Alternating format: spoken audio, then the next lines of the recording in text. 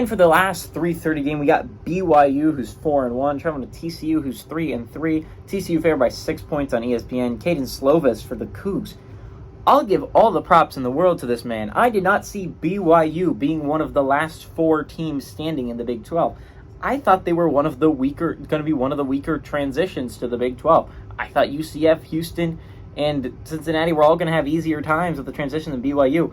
Man, was I wrong. BYU has lost 1 game so far. To be fair, they haven't played a lot of top-tier Big 12 teams. They're 1-1 against Big 12 teams. The team they lost to is Kansas, which isn't the worst loss in the world. Kansas is a pretty competent football team. They beat Cincinnati, not the greatest team in the world either there, but most of the Big 12 isn't.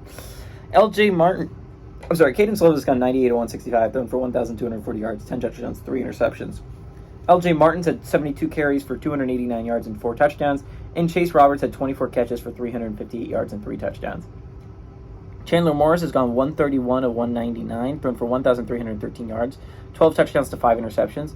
Amani Bailey's had 121 carries for 690 yards and 2 touchdowns. J.P. Richardson's had 21 catches for 295 yards and a touchdown. TCU's 6-5 against BYU all time. Last 4 games have gone to TCU from 2008 to 2011. There's been one possession game between these two teams. BYU won it.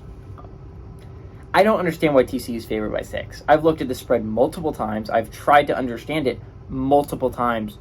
It makes no sense to me. BYU has looked like the better football team through the majority of the year. They've looked like a good football team. TCU has rarely looked like a good football team. They are 3-3. They don't have their starting quarterback, and this isn't a Max Duggan situation where Max Duggan was the starter for a whole bunch of years. Chandler Morris is an exciting freshman. They decide to go with him. He gets hurt. And Max Duggan can run the offense really well, and he has the chance to win the Heisman. That makes sense to me.